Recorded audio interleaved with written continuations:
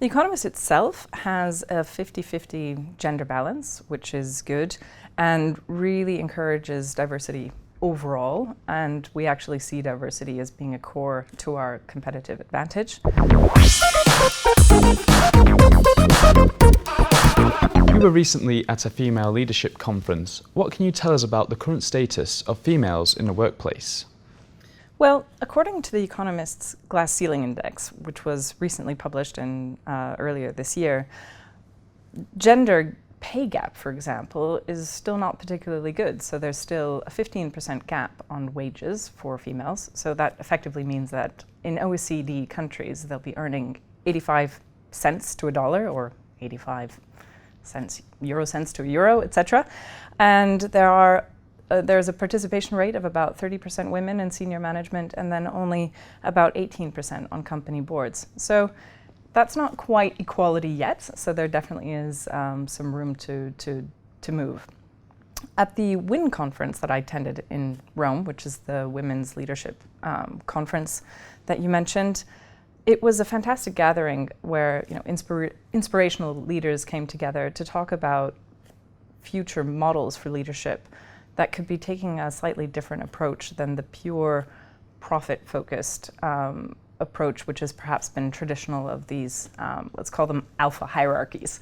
So it's very much about purpose-driven leadership approaches, a more socially and environmentally conscious approach to management, and also sort of describing the values that leaders of tomorrow and today should be carrying as being, slightly more collaborative, more empathetic, having more inspiration and vision, and also intuition. And the neat thing is that with this modern definition of leadership, these are skill sets which many women inherently have. So it's a good thing overall for women to be developing as leaders in this day and age because they also carry the skill sets required. And that's not to say that men don't have these skill sets. This is just a general trend, which is seen as being a positive opportunity for women. So what challenges do female leaders face in the workplace? Studies do show that a central barrier to gender equality really is the lack of balanced distribution on parental responsibilities. So we have seen that, for example, in Nordic countries that structure their societies slightly differently, and fathers actually take parental leave, that mothers return to the labor market more quickly, the female employment rates are overall higher, and therefore also the earnings gap is lower. So, a good example of this is Iceland, which has a parental leave approach of offering 3 months parental leave per parent, which is non-transferable. And Iceland is, in the top 5 countries on our Glass Ceiling Index for equality. So clearly it shows that when there are policies in place to encourage effectively female participation in the workforce, the equality rate is better. Are there enough female leaders in the financial sector?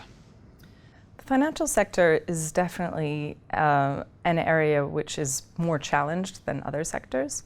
The participation rate for women in the financial sector in the UK is equal, but the challenge is that the distribution of the jobs that they actually do is skewed greater to the lower paid roles. And there are, of course, instances of them being paid less for the same roles. So that is particularly challenging. There have also been studies that show that the participation rate in the financial sector is lower because of the long hour culture, etc. And there are definitely initiatives in place which are going on to improve that and encourage greater diversity in the financial sector. So how is The Economist pushing female leadership in its hiring approach? The Economist itself has a 50-50 gender balance, which is good, and really encourages diversity overall, and we actually see diversity as being a core to our competitive advantage.